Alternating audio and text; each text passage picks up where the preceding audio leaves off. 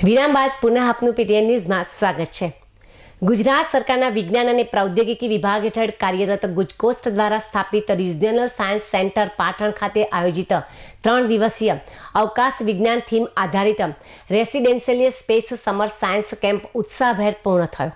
આ કેમ્પમાં પાટણ, મહેસાણા અને બનાસકાંઠા જિલ્લાના ધોરણ 6 થી 10ના કુલ 56 વિદ્યાર્થીઓએ ભાગ લીધો હતો। કેમ્પના પ્રથમ દિવસની શરૂઆત સામૂહિક યોગાભ્યાસ દ્વારા કરવામાં આવી હતી। આ દિવસે વિદ્યાર્થીઓએ ઇસરોના વરિષ્ઠ વૈજ્ઞાનિકો સાથે સંવાદ સાધ્યો હતો અને રોકેટની કાર્યપ્રણાલી વિશે ઊંડાણપૂર્વક સમજ મેળવી હતી। આ ઉપરાંત એસ્ટ્રોનોમી વર્કશોપ, સાયન્ટિફિક શો અને ક્લે આર્ટ દ્વારા ગ્રહોના મોડેલ બનાવવાની પ્રવૃત્તિઓ કરવામાં આવી હતી। રાત્રિના સમયે યોજાયેલા આકાશ દર્શન કાર્યક્રમે વિદ્યાર્થીઓમાં વિશેષ આકર્ષણ જગાવ્યું હતું।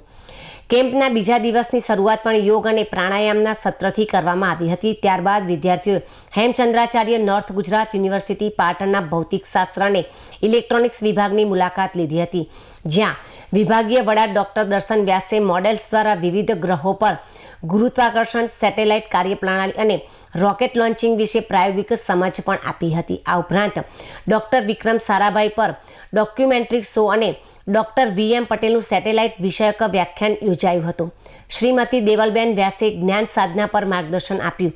સાથે જ નિબંધ સ્પર્ધા, વક્તૃત્વ સ્પર્ધા અને ઓરિગામી વર્કશોપ દ્વારા વિદ્યાર્થીઓએ કૌશલ્ય પ્રદર્શન કર્યું હતું।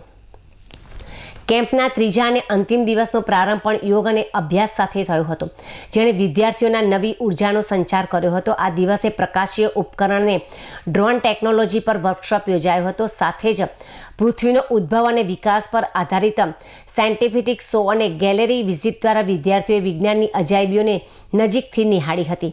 સમાપન સમારંભમાં તમામ વિદ્યાર્થીઓને પ્રમાણપત્રો એનાયત કરવામાં આવ્યા હતા।